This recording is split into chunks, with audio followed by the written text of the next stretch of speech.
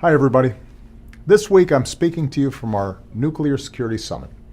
I welcome more than 50 leaders from around the world to make sure we're working together to meet one of the greatest threats to global security: terrorists getting their hands on a weapon of mass destruction like a nuclear weapon.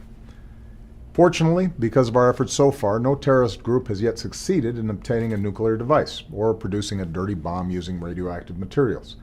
But we know that Al-Qaeda has tried. ISIL's already used chemical weapons in Syria and Iraq. And if they ever got hold of a nuclear weapon or nuclear material, we have no doubt they'd use it. That's why we've been leading a global effort to secure the world's nuclear materials. And with summits like this, we've made important progress. Working with other nations, we've removed or secured enough nuclear material for more than 150 nuclear weapons, material that will now never fall into the hands of terrorists. All of South America is now free of these deadly materials. Central Europe and Southeast Asia are on track to be free of them later this year.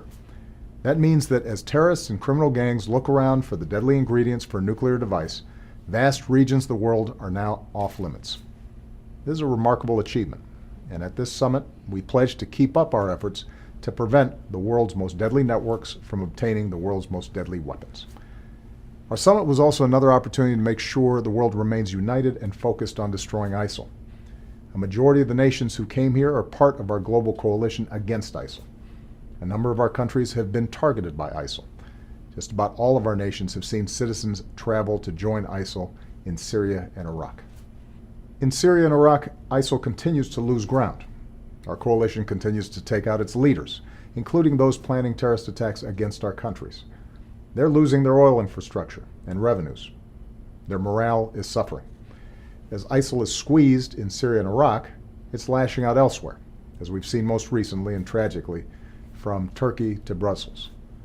During our summit, we focused on ways to step up our efforts to disrupt terrorist attacks. It requires even more cooperation to prevent the flow of foreign terrorist fighters and sharing more information and intelligence.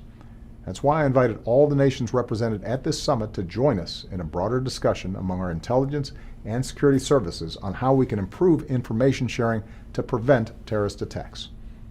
This continues to be a difficult fight, but every day our dedicated professionals, military, diplomatic, intelligence, counterterrorism, homeland security, law enforcement, and nuclear experts are working to protect us. Because of the progress we made this week and over recent years, more of the world's nuclear material is secure. It's harder for terrorists to get at it. And as Commander-in-Chief, I want you to know that we're going to keep doing everything in our power to keep our nation safe and strong and free.